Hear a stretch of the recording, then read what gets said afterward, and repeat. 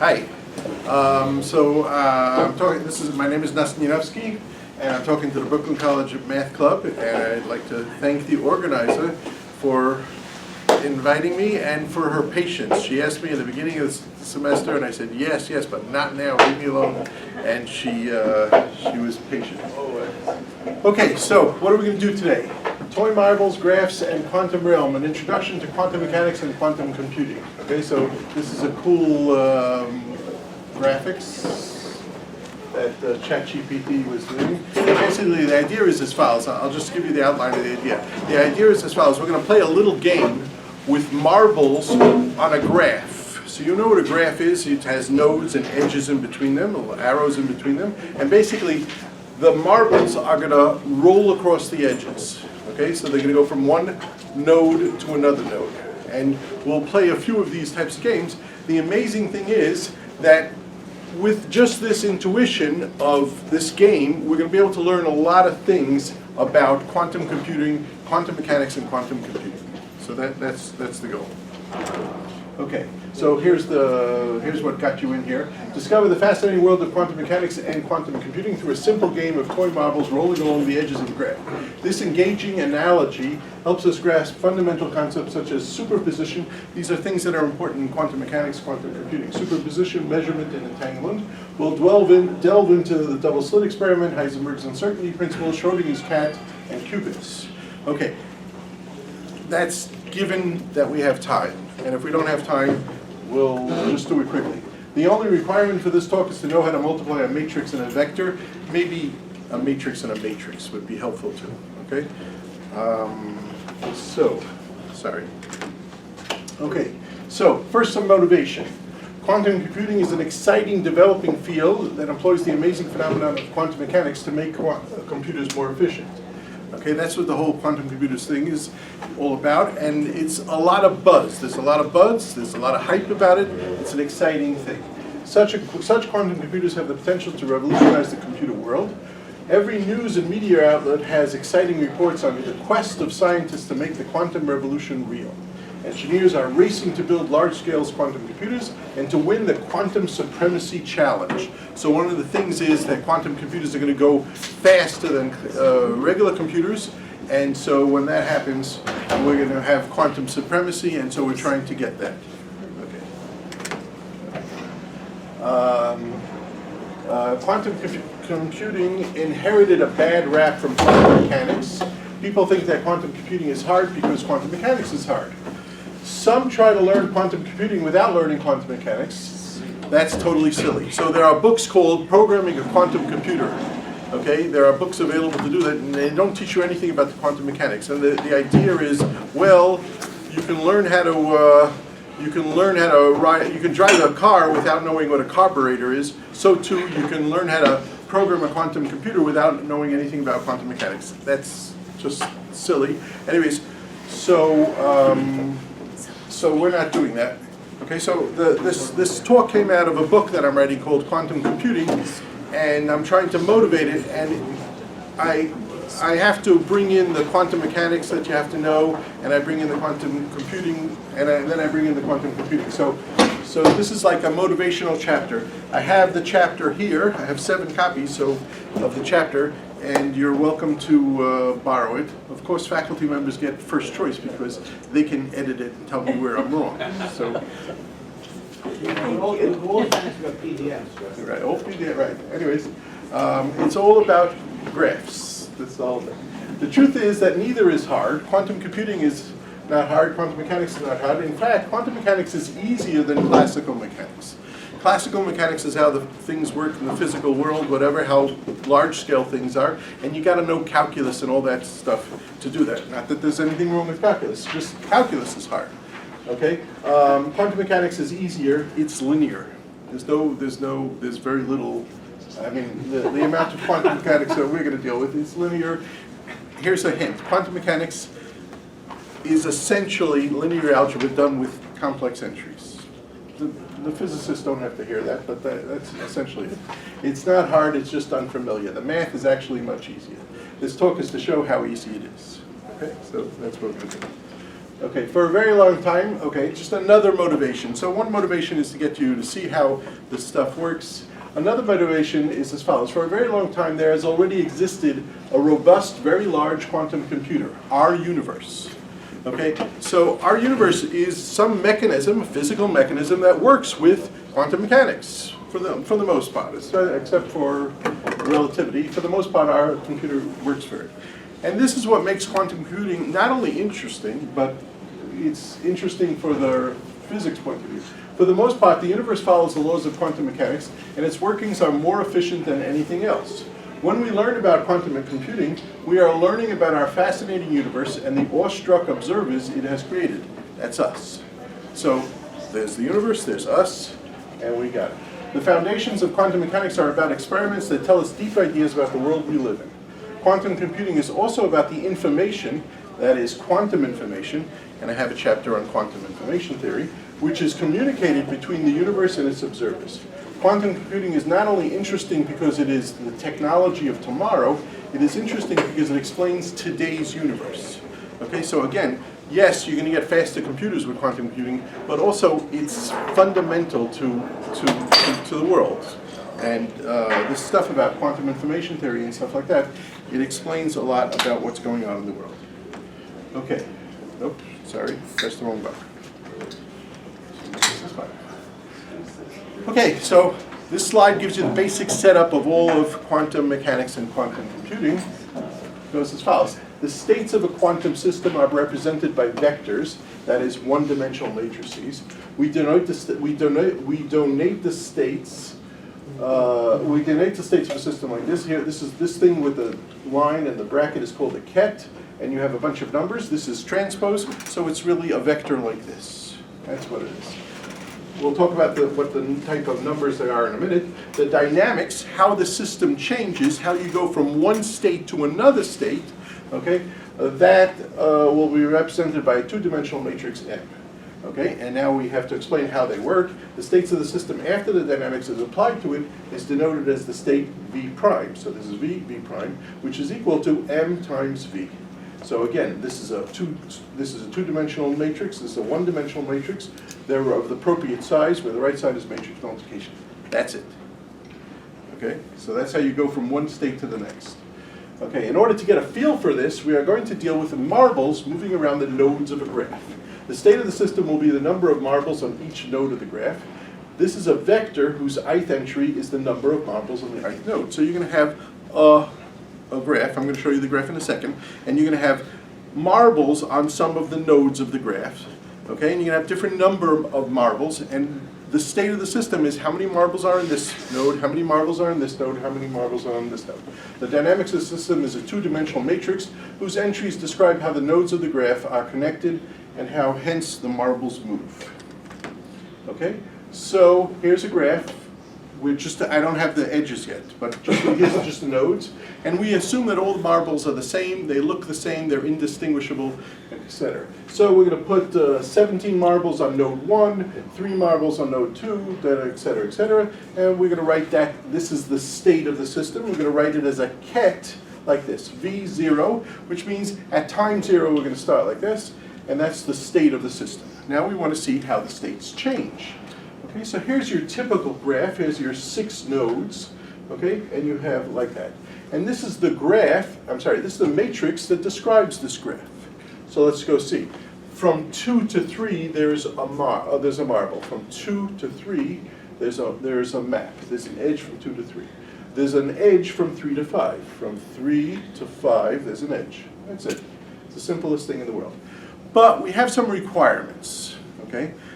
It's a silly game because out of each box goes only one edge. So out of this box goes one edge, out of this box goes one edge. This box gets 2 edges into it, but out of it goes one edge. This box gets 1, that's what we're going to do. Okay, every box gets 1 edge coming out. What that corresponds to is that every single column of the matrix has exactly 1, 1. Okay? Okay, so I explained to you what the matrix is. Another way to say that is MG describes the paths of length 1 between the nodes. So there's an edge that's a path of length 1 between the nodes. one imagines the nodes in these graphs can hold little toy marbles. The marbles move from one node to another node in a unit of time.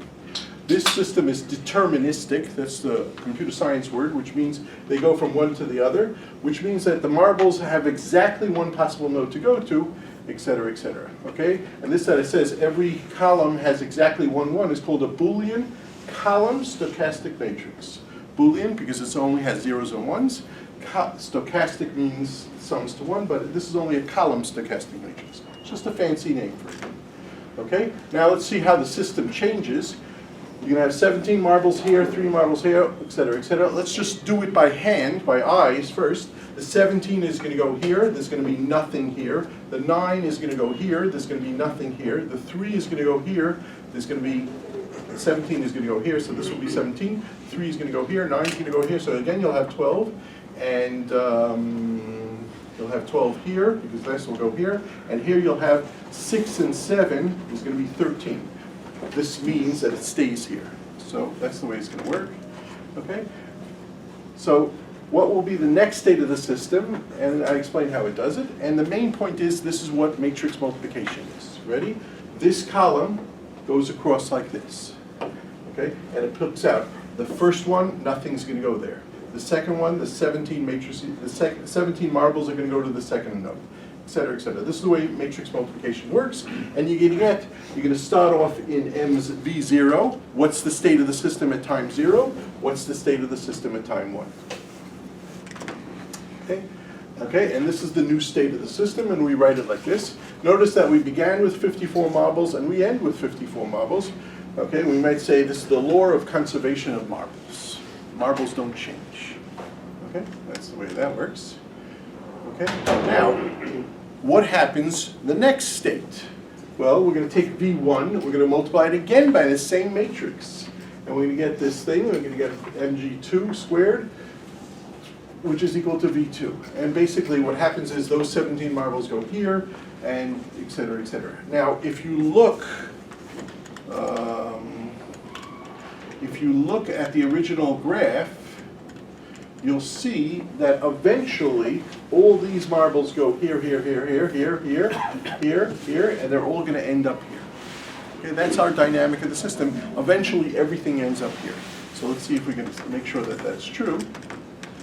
Okay, so this is the way we get V2, and then we're going to multiply it again. We get V3, V4, and notice V4, all 54 marbles are on one thing.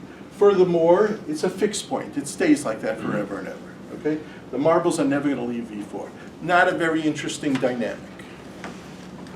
Okay, here's another way to look at it. Okay.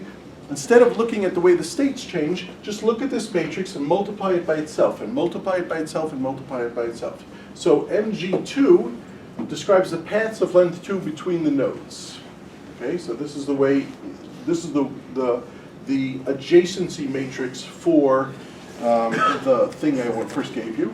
And eventually, like I said, mgn for all n greater than 4, eventually all roads lead to number 4. No matter if you start in 1, number 2, 3, 4, 5, all nodes lead to 4. So eventually the matrix becomes this. If you multiply it enough by itself, it becomes this. Okay, here's another dynamic.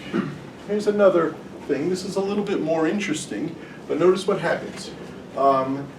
Everything goes to 2 and 5. 3 stays by itself. All the marbles in 3 always stay by itself, but everything goes between 2 and 5. And then what happens is, this one goes here, and this goes back. This one goes here, this one goes back and forth. Forever and ever. Okay? And so if you put in marbles over here like this, eventually the third thing always stays as 2, because that's the box that has the little arrow to itself, and eventually 25 and 7, 7 and 25, 25 and 7, 7 and 25, back and forth. Okay, okay, here's another dynamic with eight nodes, and more interesting is, not only do we have graphs, but we have graph homomorphisms. Okay, here's the first dynamic I showed you, here's the second dynamic I showed you. We'll call this G, we'll call this G prime, and basically all the nodes from here can go here. And the nodes are going very simply. The marbles here go to marbles here. The marbles in 2 go to 2 prime. The marbles in 3 go to 3 prime, et cetera, et cetera. More interesting. Can you run that by me one more time? Not only do we have the marbles move within a graph, Yeah. but we can have the marbles move from one graph to another graph. Okay? And that's what this double arrow is. Okay? And so all the marbles that are here will just instantaneously move here. All the marbles that are here will instantaneously move here, et cetera, et cetera. You're basically assuming that the number of marbles on, the number of nodes on the left side equals the number of nodes Yes, on the right side. in this case, yes, we'll see other cases too, where we're going to have more different things going to one thing. Okay, but in this type of map of graphs, we're going to have that. Okay, the left marbles move to the right marble, to the right, et cetera, et cetera. Similarly, there's also a simple way to change from using the dynamics of the system on the right to using the system on the left. In other words, I can make another graph, another map from here to here. We can move all the marbles from here to here. Okay? This amounts to moving the marbles from G prime graph to the G prime. The dynamics of these two systems can work in the following way. I can have something on the left system. This is going to be the state on the left. Then I'm going to multiply it by the left marbles. In other words, it's going to move around those edges. And then I'm going to move them all to this dynamic and work it with this new dynamic. So, main point, we have these two dynamics. We can move the marbles here, and then we can lift the marbles, put them here, and then move them around here. Guess what? We can then move them around here and move back. And we can do the marbles a few different steps here, time units here, and then we can do them a few times units here, going back and forth, back and forth. Is the red light on? Praise God. You do superposition. Don't say that word. Okay, don't say that word. Okay. Okay, and so this is what I was saying. You start with your state, then you can multiply it by one graph, then you can multiply it by another graph, and you can go back and forth. G, G prime, G prime, G, G prime. You can do it like that. Okay, so now let's back up and forget about this for a second. I just want to show you that this is the way quantum theory works too. In quantum theory, we will have a state of the system, and then we will make changes or operate on the system with more than one operator. So you have a state of a system, and you're going to have a state. And then you're going to change the state with one type of operation. And then you're going to change the state again with another type of operation. And you can do this over and over with different operations. You're going to do different things to the operations. We can do these operations in various orders. Each such sequence of operations will create different states of the quantum system. Along the same lines, so this is explaining what quantum theory is, quantum mechanics, quantum computers might be a certain state. Okay, and by the way, we do this with computers all the time. Okay, what do? You have input, and you operate on the input. You do something to the input. Then you operate it with something else on the input. Then you operate again on the input, and you get out a result. Okay, and another operation on the data, the system, and so on. A quantum computer might be in a certain state, and then we perform one operation on the data in the system, and then another operation on the data in the system. Okay? Okay, at some point we want to measure the system. What does it mean, measure the system? I want to look at some aspect of the system. I want to see how many marbles are in the third, how many marbles are in the third node. Well, all the actions that we used were matrices. So if I multiply, if I have a vector here, and I multiply it by this silly matrix that only has one over here, 1, okay, what it's going to do is it's going to pop out the third thing. So for example, if I take this is called measure the third node. How many nodes are in the third? So if I multiply this times this vector, I'm going to pop out 45, because that's how many nodes there are on 45, on the third node. So that's a typical thing. We're going to have measurements. Okay? Let's say I wanted to know where the even nodes are. So this is the second. Sorry, I want to know how many marbles are on the even node. This is the second, this is the fourth, this is the sixth. Those are even nodes. So I measure it with even nodes. I can measure the 6th node, I can measure what's in the 4th node, etc. Okay, and let me just foreshadow a little bit. When we talk about quantum computers, we will usually start in some state, E0, and then we will do different operations, and we're going to have lots of different operations, M prime, M2, N prime, and we're going to do lots of different operations on this input to the computer. And then at the end, we're going to want to measure the output. So we multiply that whole thing, we multiply it by measuring some aspect of it. We want to find out some information. Okay. The system of quantum computers and quantum mechanics and quantum computing are, okay, good, finish, hold on, back up.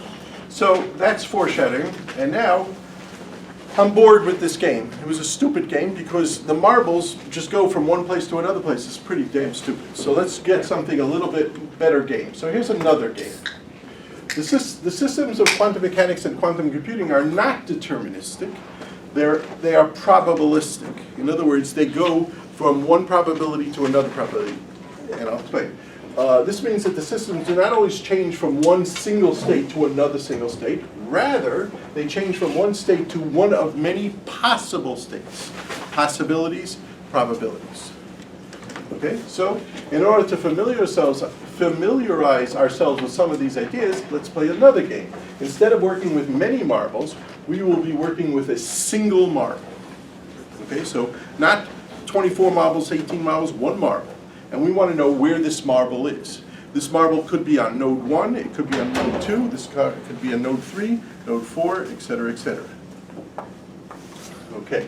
The states of the system describe the possibilities of finding the single marble on a particular node. So here's a typical state of the system. And if you add up all these numbers, notice the sum of the entries of the vector is 1, which corresponds to the fact that the marble must be on one of the nodes. It's got to be somewhere. It's either on node 1, node 2, node 3, node 4. It's got to be somewhere. So we have that. Okay, that's the states of the system. What about the dynamics? How does the system change? The dynamics of the system will also be different. Instead of having one possible path from each node, there will be several possible paths the marble can go to. From one node, it could go here, it could go here, it could go here, it could go here. Okay? To every edge with a node, there will be an assigned positive real number, probability, which tells the probability of the marble going to that edge. You need to see a picture in a second. These probabilities are stated as weights on the edges. Since the marble must go somewhere, we insist that the sum of all the probabilities of the edge leaving a node is 1. Okay, so here's a typical dynamics. Okay, let's go through this. You're in node 4, there's a third of a chance to go to node 1, there's a third of a chance to go to node 5, and there's a third of the chance to go to node 6. You're in node 5, there's 5/7 of a chance to go here, there's 2/7 of a chance to go here, etc., etc. Okay? And this matrix describes how it goes. Go. So these probabilities, is it the probability of it happening within this amount of time, or we're just looking at the steps? So what we're going to do is, no, we're doing one time step at a time. We're doing one time step at a time. In other words, if a marble's here, by the way, this one's an interesting one.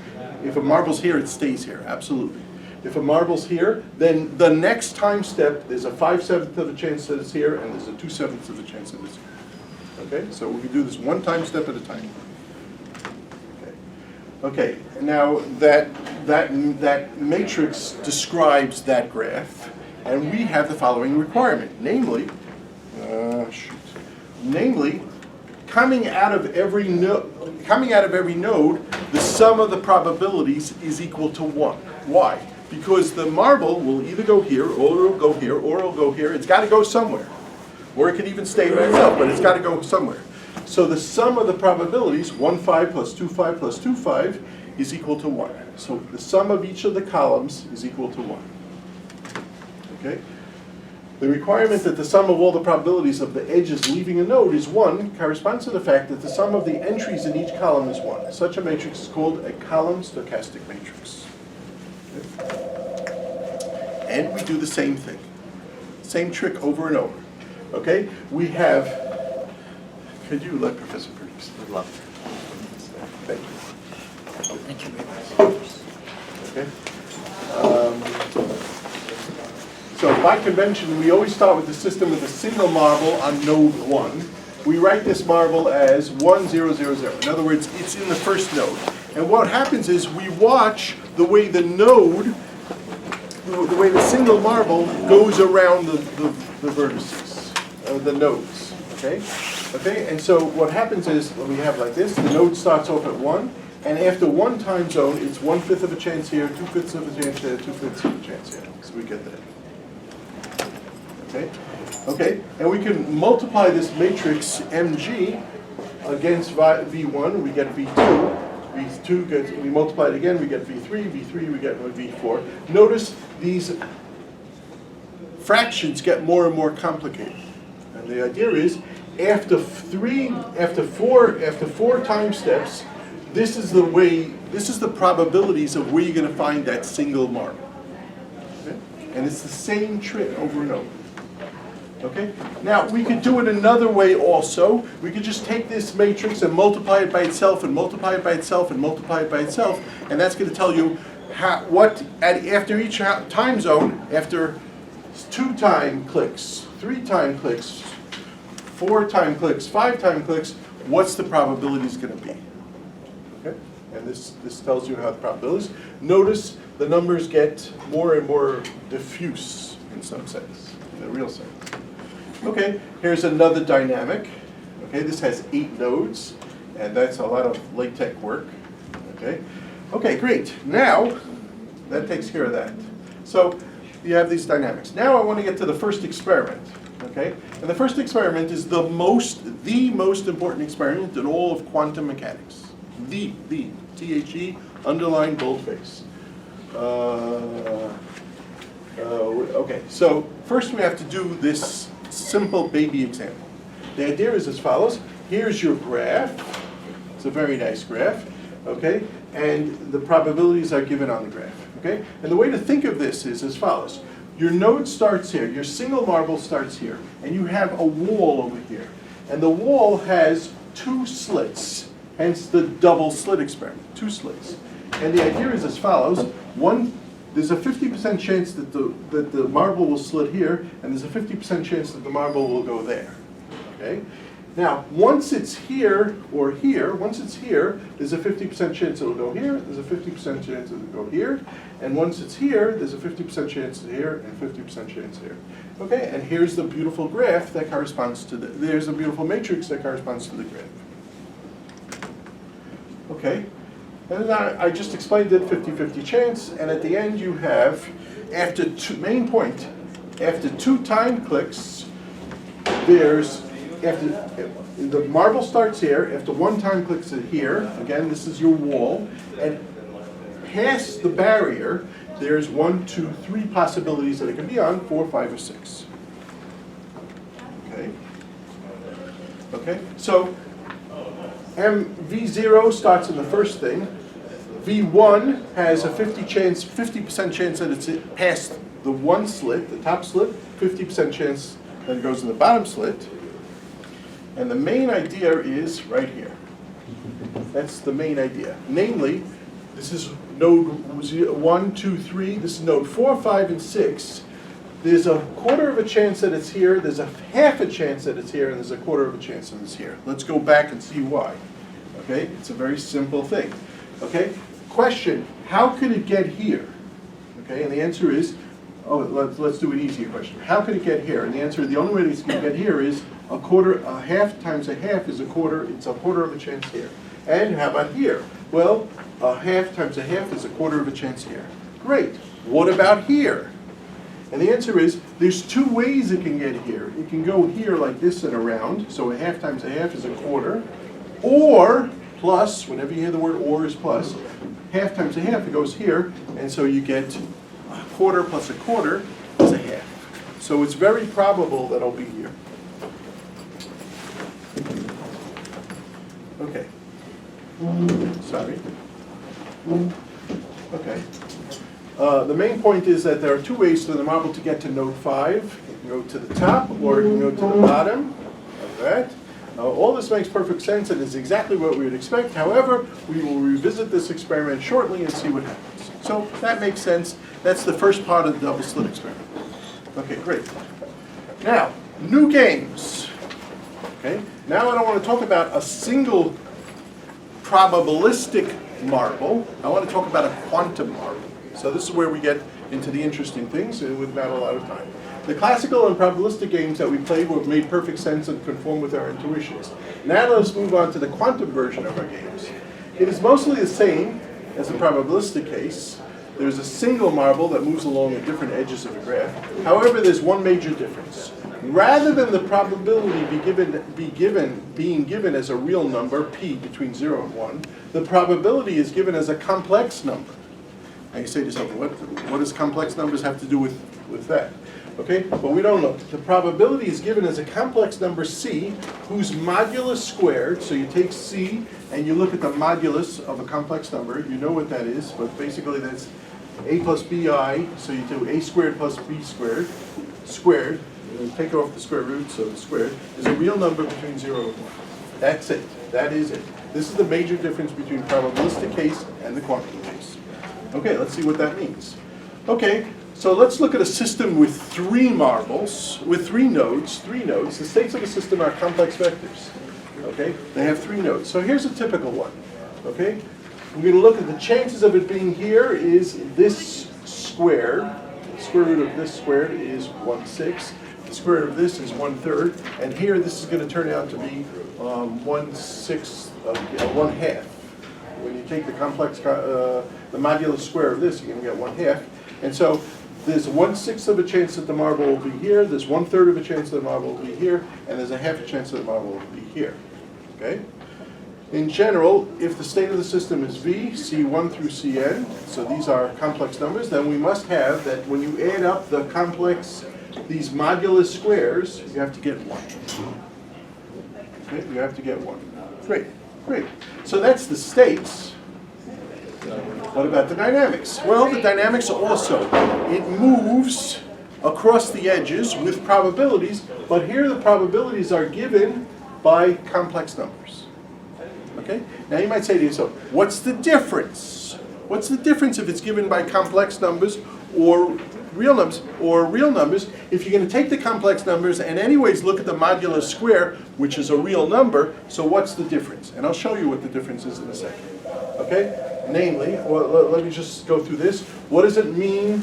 We want that coming out of the nodes, coming out of each nodes, there is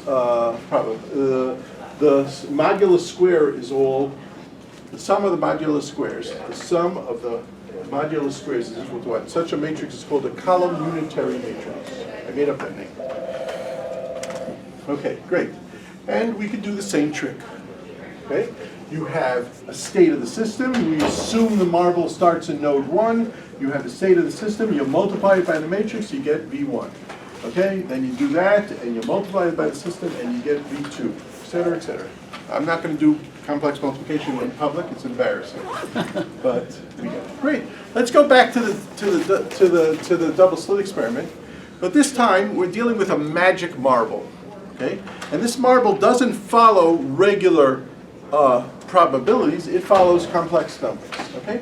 Now, let's look at this thing. That shape should be familiar to it. It's just a shape we just saw. Again, think of this as a wall with 2 barriers.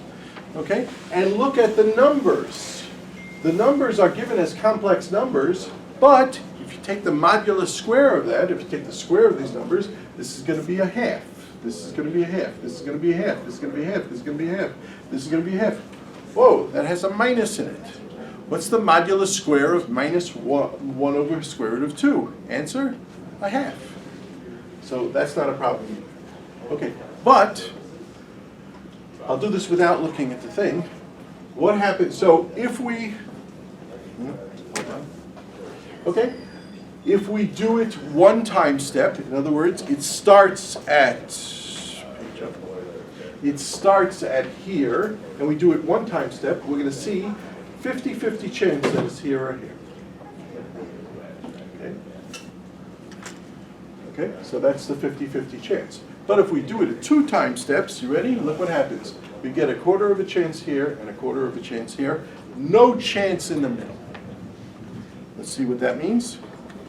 There's a quarter of a chance the marble will be here. There's a quarter of a chance the marble will be here. There's no chance the marble will be here. Why should that be? Where did the marble disappear? And the answer is as follows. 1 over square root of 2 times 1 over square root of 2, that is 1 over 4. No problem. 1 over square root of 2 times minus 1 over square root of 2 is minus 1 over 4. 1 over 4 plus minus 1 over 4 is 0. Okay, that's the main difference. Okay, great. Now let's talk about the double-slit experiment, the way they do it on the 3rd floor in the physics lab. The idea is as follows. They have photons. They have light.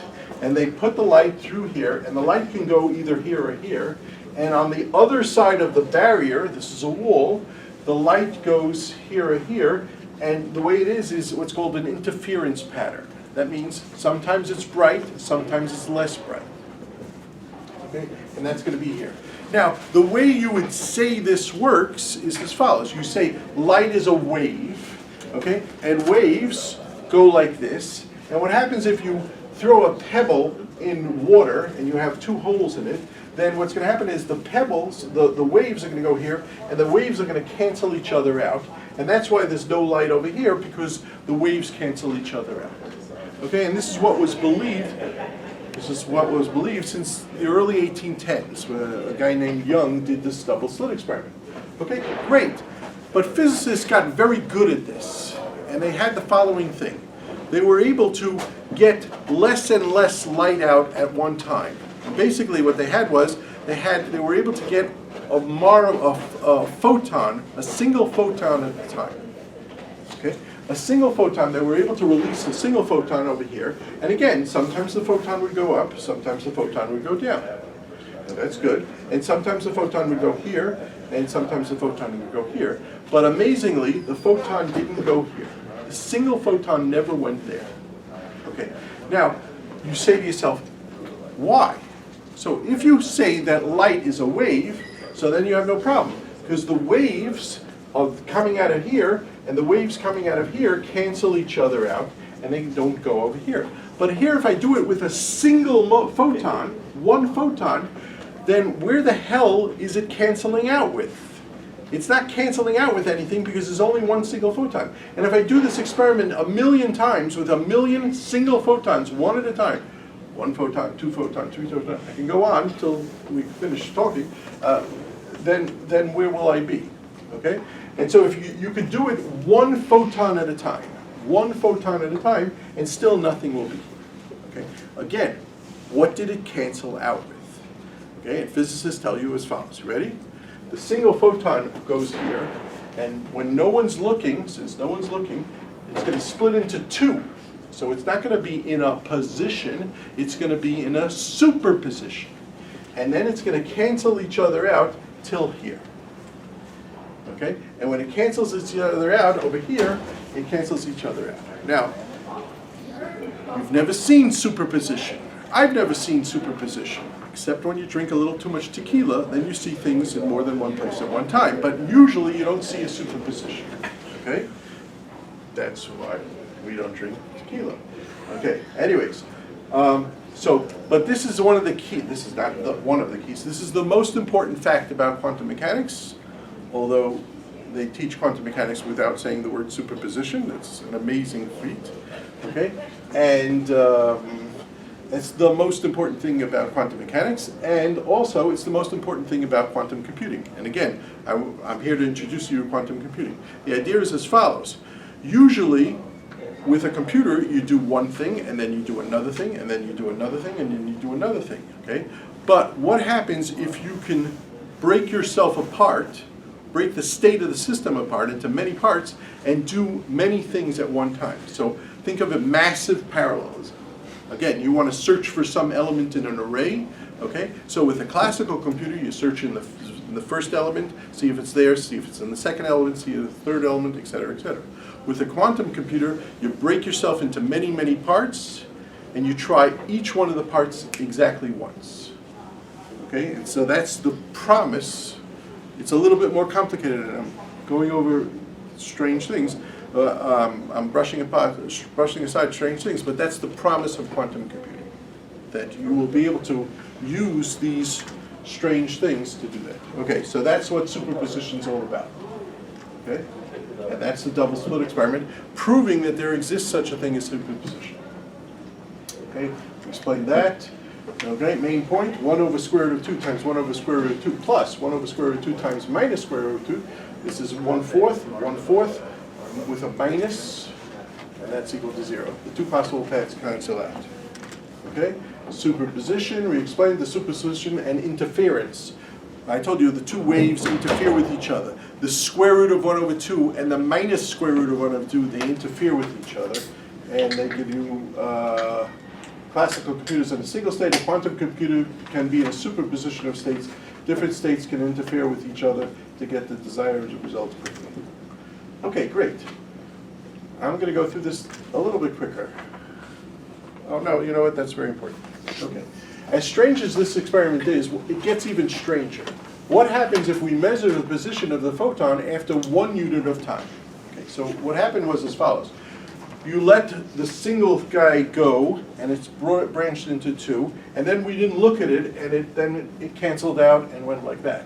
Okay? What happens if I put a little camera by 2 and 3 so that I can see, is it a 2 or is it a 3? What's this superposition? I've never seen anything superposition. The first time you hear of superposition, what you justifiably should say is BS. That's not true. That's balderdash. You see? Use good language. Okay? And that's justifiable to do that, but in fact it is true. But the thing is like this, you would say, hey, you know what, let me measure whether it's here or here. Okay? Whether it's in the second thing or the third thing. Okay? And when you do that, what happens is, it is either in the second thing or the third thing, because no one has ever reported a superposition, not in a camera, not with their eyes. And so then what would happen is, from the second position or the third position, it will go to 4, 5, and 6, just like in a classical computer. Okay? So when you measure it at that intermediate stage, what happens is that magic photon, okay, that breaks apart, becomes a regular photon, becomes a regular marble, and it goes into 1/4 on the top, half on the bottom, and 1/4 on the bottom. Okay, half in the middle and 1/4 in the bottom. So when you measure something, it becomes classical. So what does this have to do with us? If we apply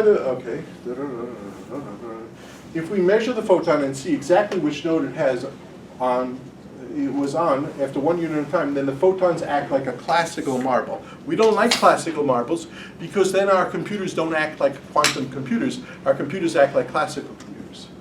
Why should observing make such a difference? We will spend much ink in the coming pages to understand that. However, from this phenomenon, we learn something very important about the fundamental nature of quantum computers. If we want to make sure that quantum computers act like quantum computers and not like classical computers, we better make sure that they are not measured by observers before a computation is complete.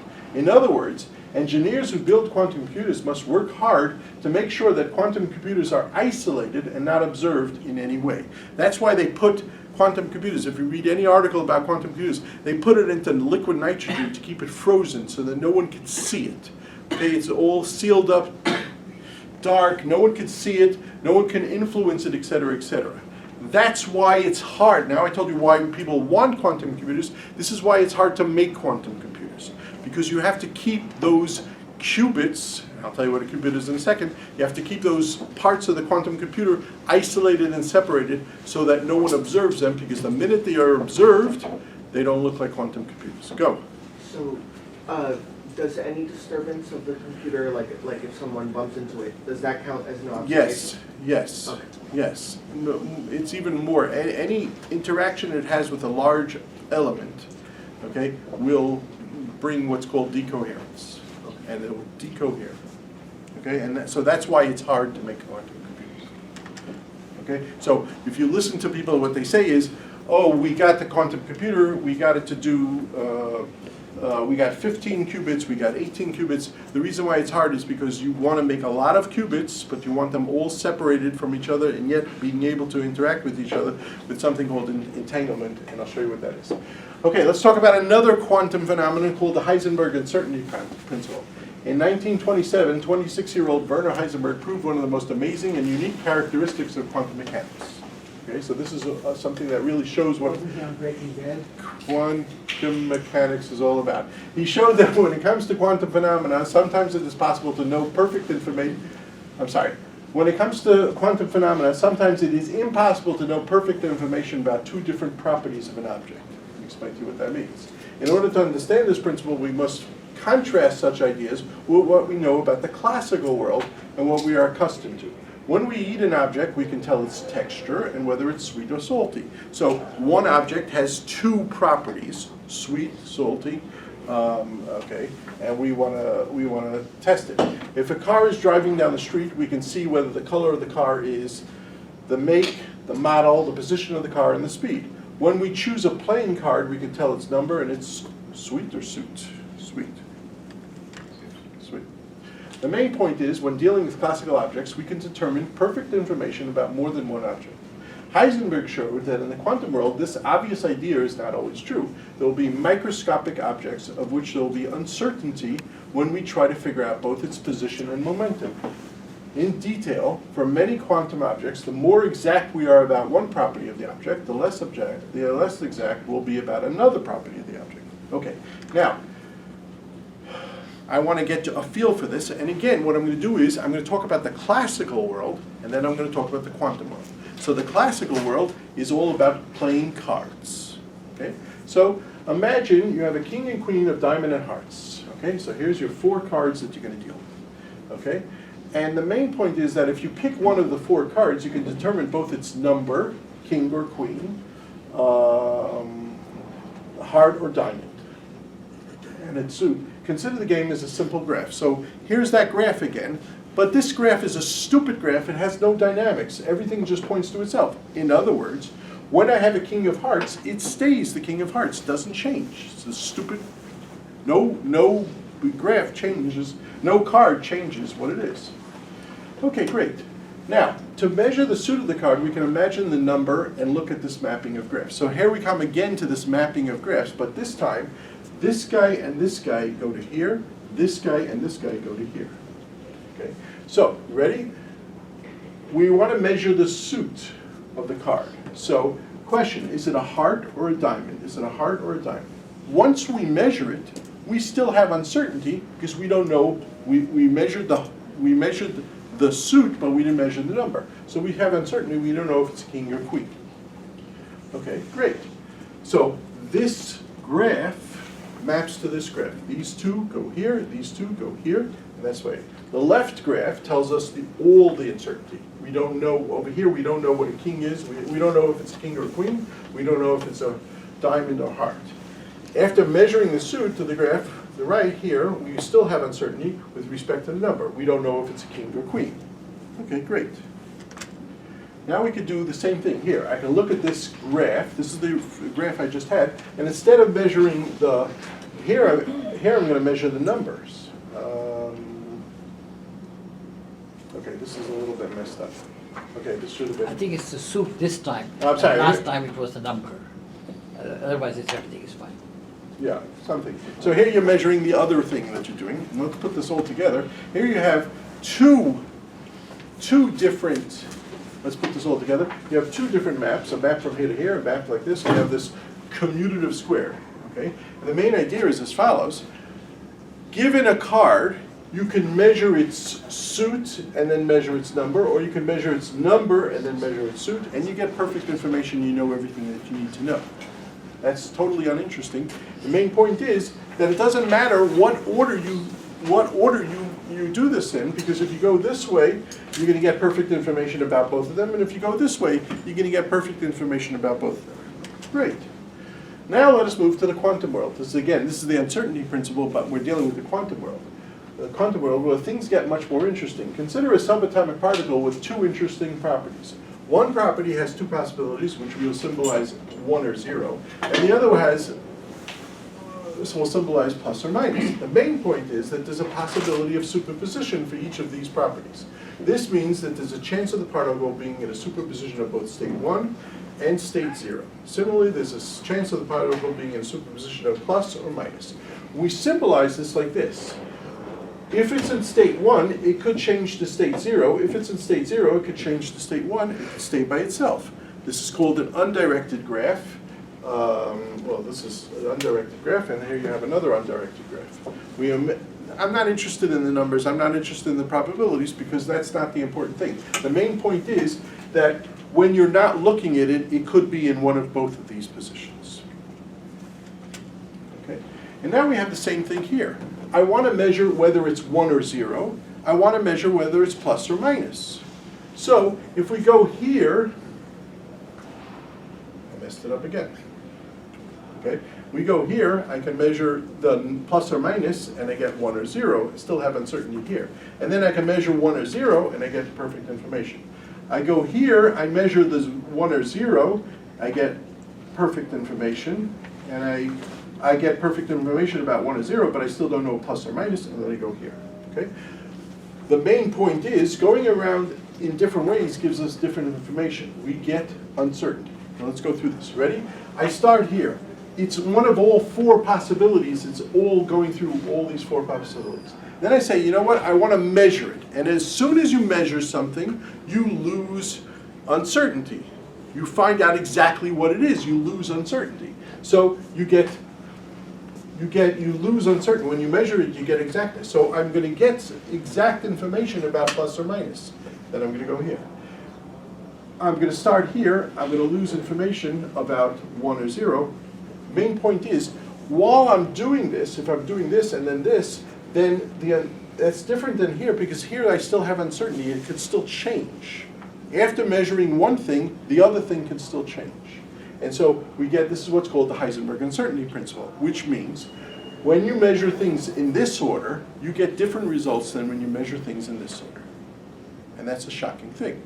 Again, you ask yourself the following question. Does this particle have this property and this property? What's the property it has? And the answer is, depends how you ask the question.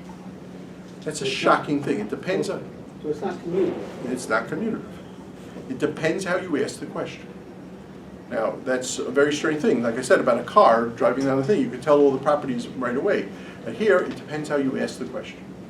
And this shows up a lot in something called quantum cryptography. How you ask the question depends how you get it. What does this all mean? What are the real properties of the single particle? The answer is that it depends on the order and how it is measured. This is shocking. Science is all about finding the objective properties of the universe, independent of human observers. And here we see that these properties depend on how it is measured. So in some sense, the experimenter becomes part of the experiment. You want to know the results? Tell me, which one are you going to measure first? The plus and the minus, or the 1 and the 0? How is that different than ChatGPT? When you ask the same question twice in a row, you get 2 different answers. ChatGPT is run by a quantum computer. I'm waiting for ChatGPT to just say, I'm sorry, I really don't know the answer to that question. I'll think about it. I'll get back to you about it. Well, what's your name? It went ahead, I am not, I am, and I am not. So I went to root. Quantum, okay, great. Now, I don't only want to deal, how much longer? We started at a quarter. It's 1:40 right now. Just have time. Okay, good. How many more slides do you have? I don't know. Doesn't say the number. About Oh, okay, sorry. What No, number I'm are you going to at skip. now? I'm dying here. What number are you at now? About 60, you got to go to 87. But I'm not. I'm going to stop at, I promised you I'd stop at 2. Okay, I just want to get to Professor Parik's part I'm of to it. teach the class, that's why he made it. Right, that's why right. Quantum mechanics is not about one atom or one subatomic particle. Rather, it's about many particles and many systems. Similarly, quantum computing is not about one qubit. Rather, its viable quantum computer have many qubits. So we must learn how to combine quantum systems to make them larger. Okay? So here's a nice quantum system, but I'm not interested in dealing with complex numbers. They make me sick when I look at them, really. So I use, not that it's hard, just, but I use the regular probabilities. Okay, regular probabilities. Here's a system with 2 marbles. Here's a system with 3 marbles. Here's the graph that corresponds to this. Here's the matrix that corresponds to this. Here's the graph matrix that corresponds to this. And this satisfies all the requirements it satisfies. Great. Now, I'm not interested in one system and another system. I want to see what the systems are together.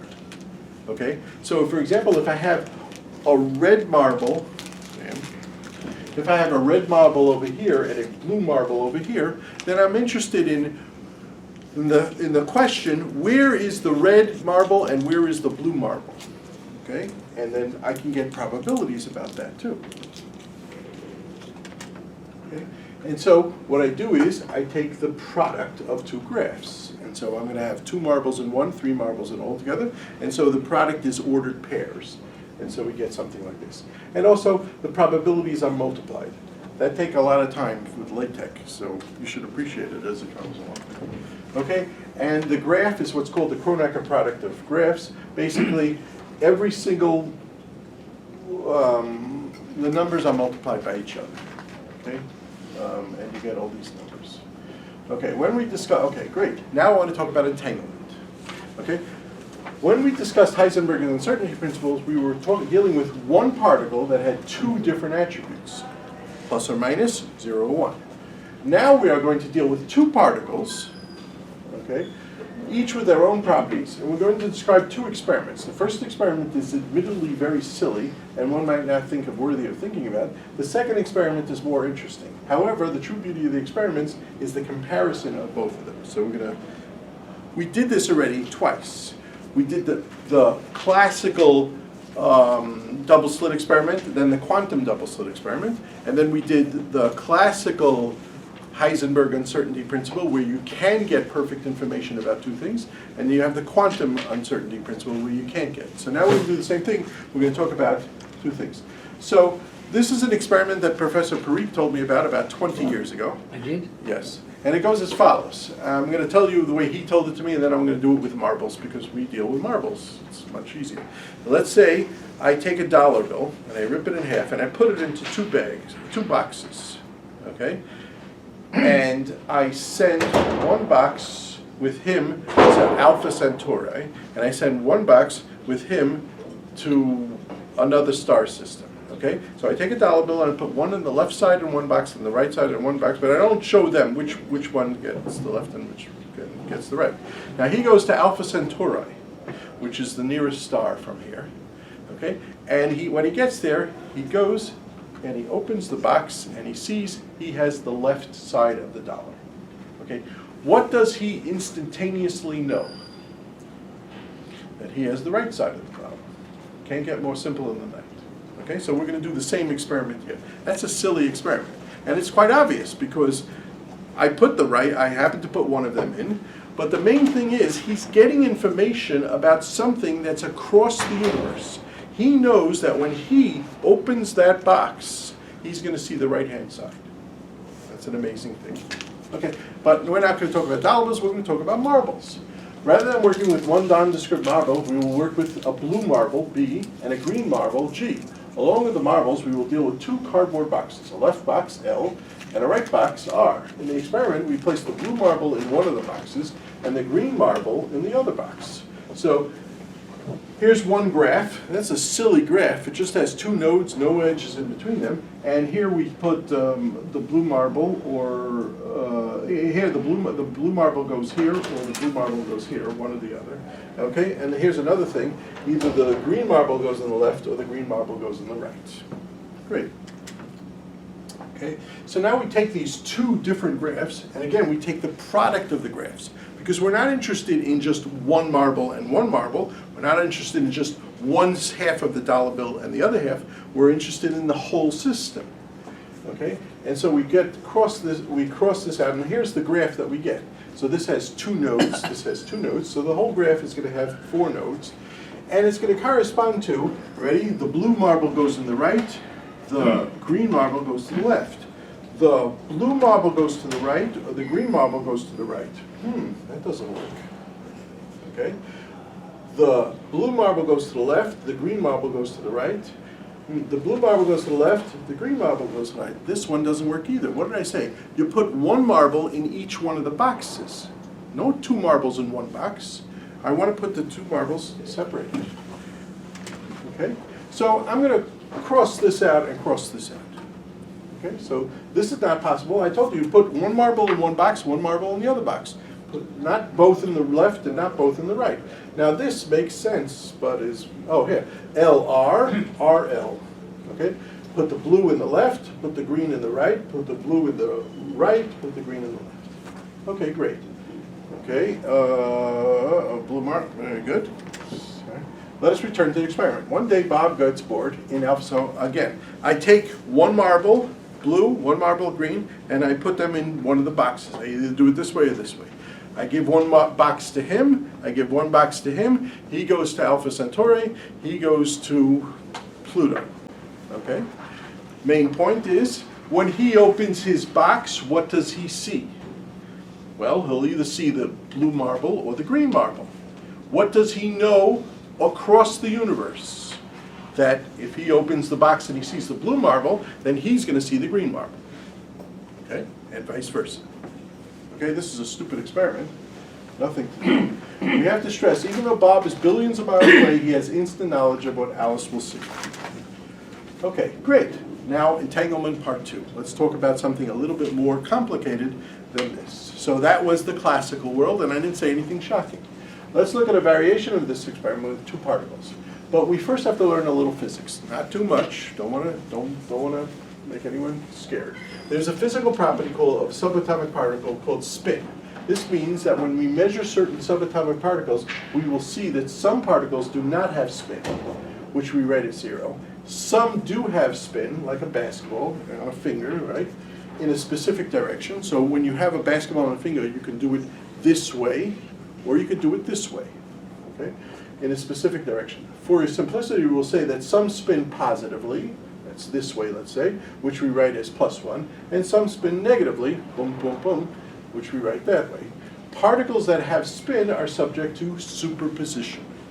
Okay, so that's an amazing thing. Not only do the object in superposition, but even all properties in the quantum world, when you close your eyes and you don't look at them, they all are in superposition. Which means what? Question, I have a particle here. Is it spinning this way or is it spinning this way? Answer, both. Both. Or is it not spinning at all? Or it's not spinning at all. Or the particle isn't there? Or the particle's in there. Oh, shoot. Well, it is there, okay, if you didn't see it. But yes, or the particle's not there or the particle's not spinning at all. Okay? Particles that have spin are subject to superposition. This means that before they are measured, they are extremely counterintuitively. Again, you're not going to believe this. You're not going to believe any aspect of superposition. It takes years to get used to the feeling of it. That's why they don't teach it in physics courses. Extremely counterintuitive, spin both positively and negatively. Okay? There is one more aspect about spin that we must become realized. Okay, bad English. Just like there's a law in the universe of conservation of mass and conservation of spin, so too there's a law of conservation of spin. Okay, in other words, if you have a system and there's a certain amount of spin, positive, negative, 0, it all stays the same. No matter what happened, it stays the same. This means that within a system, the amount of spin must be reserved. A consequence of this is that if there are certain subatomic particles that do not have any spin, they have spin 0. Okay, they have spin 0. And such particles can decay, and this is all the mu's and the news and the protons and the photons and the whatever. I don't know any of that stuff, and I don't want to know any of that stuff. Main point is, there are particles that don't spin, and they decompose into particles that do spin. Okay? Now, if this particle that doesn't spin decomposes into two particles, so that particle has spin 0, and this one spins positively, what does this one have to spin? Negatively. If this one spins positively, then this one has to be spin negatively. Okay? Now, what happens if we take the particle that has no spin and we break them apart, decompose, into two boxes? Okay? And the two boxes are closed boxes, and we don't see what's happening. Okay? So then what happens is as follows. You ready? This one spins positively and negatively. This one spins positively and negatively at the same time. Great. Let's get back to our charts, to our graphs. Ready? Here's the left one. It could be +1, it could be -1. So instead of talking about green marbles and red marbles, we're going to talk about a particle or a marble that's spinning positively and a spinning negatively. Main point, there's a line between them. What does that mean? Superposition. It's this way and this way, this way and this way. It's going back and forth between 0 and 1. Okay? There's a similar graph for the right. Now, we're going to take both particles, one spinning positively and negatively, one spinning positively and negatively, and we're going to look at them as this dual graph. Now, let's go through this. So, I could have in the left one, I could have a -1, and then the right one I have a +1, and the left one I could have, oh yeah, +1 goes here, -1 goes here. Okay, what I can't have is they can't both be +1, because these a conservation of spin says if this one's positive, this one has to be negative. If this one's negative, this one has to be positive. So this can't be, cross it out. This one can't be, cross it out. Okay, hold on. Okay, let me just talk it out rather than say it. Main point is, ready? I'm going to take my box with 2 particles. I'm sorry, I'm going to take my boxes with 2 particles. This box has 1 particle, this box has 1 particle. I'm going to give him 1 box. I'm going to give him 1 box. He goes to Alpha Centauri. He goes to Pluto. Okay? Now, when he gets to Alpha Centauri, question, what's in his particle? What's in his box? Answer, a particle that's in a superposition because he didn't peek into it. He didn't look into it. So it's in superposition. What's in his particle? A particle, what's in his box? A particle that's spinning positively and negatively. Great. Now he's in Alpha Centauri, and he goes and he opens his box. What does that mean when he opens his box? He measures it. Now, he doesn't see things in superposition. So it's going to collapse. Let's say it collapses positively. It becomes a positive thing. He sees it. It's spinning positively. What happens to his particle? His particle has to be negative. Okay? His particle has to be negative. If he sees a positive particle, his particle has to be negative. That's similar to the red and green thing, but question. His particle wasn't spinning negatively beforehand. It was spinning positively and negatively. His particle was spinning, before he looked at it, he spun positively and negatively. So that's an amazing thing. By him opening his box, his particle splits. His particle collapses. That's the amazing thing. He opens his box, his particle collapses. Now, why should that be? Because he's in Alpha Centauri, he's in Pluto. They're millions of light years away. Why should that be? That's called entanglement. Okay, and that's the most shocking thing in the world. Now, you don't have to believe this. You probably don't believe this. I got to tell you another person who didn't believe this. Albert Einstein. He said, this is stupid. Okay? He called it spooky action at a distance. He said, this is just spooky action at a distance. This is not physics, because physics, only near things affect near things. Okay? And yet we're showing this. And the reason why it happens, conservation of spin. Okay? The universe keeps track of all the spinning. We had one system, it broke into 2 parts, and he took this system to Alpha Centauri, he took this system to his part to Pluto. They were both spinning in superposition. He peeks into his box, he sees it's spinning positively, automatically his thing is spinning negatively. Okay. Go. Does this happen instantly? Instantly. Absolutely instantly. Otherwise, the universe wouldn't exist. Can the 2 particles that are entangled be separated from one another? Like after it's decayed, the original one? They are separated from each other. 2 particles turn into one giant particle splits into 2 particles. One goes into one box, one goes into another box, and they split into each other. And the main thing is, this entanglement is used in quantum computers as a way of it's called a resource. We get more things are connected to each other, and so we do. Go. This is all nice in theory, but experimentally this is extremely difficult to verify.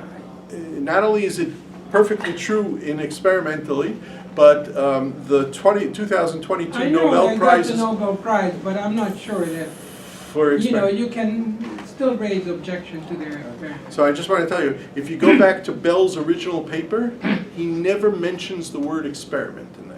He saw no reason for experiment. Yeah, This is fine. basically this is classical. I'm sorry, I shouldn't just say the word classical. This is standard quantum mechanics. He just has equations and standard quantum mechanics. And even if you say that the experiments are messed up, still, quantum mechanics predicts that they're entangled. I know, well, that's the theory. It's very difficult to verify. It's very difficult to verify. It's very difficult to believe. There was a man named Paul Adrien Maurice Dirac. Dirac wrote the classical book on quantum mechanics. The most beautiful book you'll ever read. Whatever, it's absolutely a beautiful book. And he came out with 4 editions to the book. First edition was 1932. Last edition, 1975. This stuff, with Bell's theorem, came out in the 60s. He did not include this stuff in any of his books because he said, I don't understand entanglement. I can't write about it. It's too hard to write about. Okay, let me just finish up because he has to go to teach. Schrödinger's cat. Okay, you're going to read Schrödinger's cat on your own. Main point. Well, let me do this a little bit slowly so it's going to be put online so you can read this when you have a chance. Press pause, press pause, press pause. Quantum bits. As a final topic, we'll talk about quantum bits. So what's a bit? A bit is something that's in one of 2 systems. You have the switch on, you have the switch off. You have electricity going through a wire, you have electricity not going through a wire. You have some magnetic thing going this way, or you have some magnetic thing going that way. Doesn't matter. That's what a bit is. Okay? You have a flip a coin this way, you flip the coin that way. That's a bit. Okay? And you can think of a bit like this. It's either 0 or 1, and it doesn't change. Once you have it, it doesn't change. And this is 2 bits. 0, 0, 0, 1, 1, 0, 1, 1. And you can get n-bit systems. Okay, but we're not interested in bits. Quantum computers don't work with bits. They work with something called quantum bits, which means that it's in a superposition between 0 and 1. That's what the line is all about. Okay, and you don't want 1 bit. You want 2 bits. Okay, and again, things are popping around like that. And you want 3 bits. This is where not only will we use these combined qubits, but some of the qubits will be illegal, which means you cancel them out, which means you have the concept of entanglement. So you can have these qubits can be entangled with each other. Quantum computing is about manipulating such entangled qubits. That's what it is. Just like classical computers is about manipulating bits, quantum computers are about manipulating quantum bits. Okay? And again, they're all intermingled, they're all Quantum mechanics and quantum computing is all about superposition, measurement, and entanglement. All these ideas get formalized, elaborated, expanded, and explained, and mostly importantly, utilized. Of course, the devil is in the details. Here, we just wanted to present some of the ideas in a novel, familiar way. Thank you. Okay, so there's a book coming out in 2026, hopefully. And if you want, you can see a chapter. Again, faculty gets first choice because they can correct all my mistakes. God bless you. You don't have to use so much ink in your life. Anyways, but you're welcome to borrow, and if you want to help me, I'm teaching this course next semester on quantum computing. The course is given. You ready? Sunday mornings from 9 to 12. Wow. But Nice.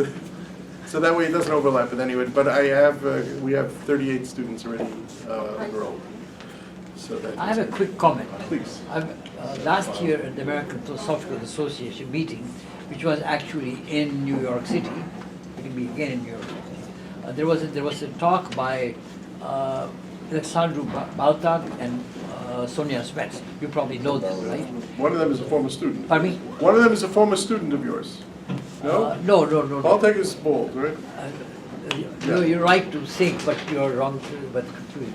But it was about 2 observers. Let's suppose that you and something is in the box, right? And I'm outside the box. And you have already looked, right? And I don't know what you have found. So what's the situation then when there's 2 observers? I don't know what the theoretical work is. So this is called Wigner's friend. So the question is as follows. When he opens his box, he's like outside the system, and he opens his box and he determines it's spinning positively and negatively, and that affects this one. Fine. Now, let's say he asks him, Professor Parikh asks him, he says, what did you see when you opened the box? So now, to Professor Parikh, there's a new system. You have the two spinning particles, you have the two observers, and you have, those are part of the system, and now Professor Parikh's in the thing. And of course, he can ask Professor Parikh the question, so you have what's called iterated Wigner's friend. Wigner had this thing. Wigner had this idea as follows, that it's consciousness that collapses the wave function. Okay? And he says, reason, very simple, very simple. No conscious being is ever reported to see anything in a superposition. Conclusion, it must be that consciousness collapses the wave function. Nowadays that's discredited, but yeah, you get a lot of complicated systems like that. Thank you. More questions? Incidentally, Dirac was Wigner's brother-in-law. Yes. Do you know how Dirac used to introduce his wife? Well, that was Wigner's sister, but I don't know. He would say, "Hello, this is Wigner. This is my name's P.A.M. Dirac. This is Wigner's sister." He didn't say my wife. He said, "This is Wigner's sister." Anyways, that's a great book, by the way. It's called The Strangest Man. It's a biography of Dirac, and it's worthy of reading. Go. So if you have a quantum computer and you observe a qubit, do all the qubits collapse? No, only the ones that are entangled with it. Okay, and then, And so you have to, so that's the hardships of making computers. You want to allow entanglement, and you want, if there's no entanglement, that if you observe one, it shouldn't collapse the other. and if they do collapse, is the whole thing garbage? Do they have to make a new one, or? Yes. Good. But here's the hard thing. You ready? He observes his qubit and sees it's +1 or +1, let's say. Take care. Very nice talk. Thank you. Now, question, he doesn't know, he has his particle and he has his qubit, he doesn't know if it's +1 or -1. Now, if he sees it's +1, he's going to open it and he's going to think it's -1. He's going to see it's 0 or something, 1, 0, okay? He's going to think that because he looked at it, it collapsed. And you can't show him wrong. Because he doesn't know it's in a superposition. He doesn't know it's in a superposition. So it's hard to tell when something collapses and when something doesn't collapse. And then also, so a normal bit is 1 and 0, that's 2 states, right? Right. The qubit's in the superposition, but is it also between 2 states? Or Yes, there's more? right, it could be, it's, a qubit is a system where when you look at it, it could be either 0 or 1. So it is still between 0 and 1? Yeah, but what's the probabilities of it being 0? What's the probability of it being 1? It's a little bit complicated. More questions? Let's see. Oh, sorry, go. So the entanglement, the question that I've always wondered about is why is this different from if you take a viewpoint in classical mechanics? Because if you know something about, so again, same experiment, but as soon as even in classical mechanics, if I know something about this, I can infer something about the state of something else. Right, that's what the blue and green thing, that's what I showed you. Right, So yeah. it absolutely does. The thing is like this, when he opens his blue and green things, he's not collapsing anything. Okay, but when he opens his quantum thing, that thing was in a superposition, that thing's in a superposition. He collapsed his, he opened his, he measures his, automatically his is measured. Well, what I'm trying to get at what I'm trying to understand is why is that difference? Is it that it's starting with the premise that the object in the box is in the superposition Exactly. state? Okay. Okay, in other words, so, and people, some people say, oh, quantum mechanics is not really about, there's no superposition. In some sense, there's all what's called hidden variables. Yeah, hidden variables. Okay, and if you believe in hidden variables, then his thing was always plus, and his thing was always minus. It's just we didn't know until. And we just didn't know it. The problem with that is that the hidden variables will be non-local, which means that they affect things that are far away from each other. Okay, so even if you believe in hidden variables, still you have a very strange phenomenon going on. Anyways, more questions? Sorry, go. I'm sorry. Ask the I'll ask question. after, sorry. Okay, so just ask quickly. So I know in terms of application, quantum computers are great for like simulating atoms and molecules. Right. Are there other applications like beside like super Tetris or like? Very simple. You ready? factoring numbers. It's the most important thing. And the main point is that all of computer security is based on the fact that factoring numbers is hard to do. Okay? Multiplying numbers is very easy to do. It's an n-squared operation. Factoring numbers is very hard to do. It's exponential. But there is a quantum algorithm to factor numbers in a polynomial amount of So time. how far are they? Because last I heard they were able to factor 21. Before that, I heard they were able to factor 15. There is a legend, and I shudder to say it in front of any camera, okay? Oh, shut this off. Yeah. That the NSA has in their basement a quantum computer that can read any email you have and can see what you're buying at Amazon. I don't believe that. I wouldn't put it over. You Well, don't need they- a quantum computer for that. Well, you need to be able to factor numbers. I think the NSA is the second largest employer of mathematicians in this country. Yeah, but They won't confirm that. They They will not don't confirm or deny that. they don't confirm or deny anything. They don't exist. yeah. But I All right. could be not. Anyways, thank you very much. Thank you.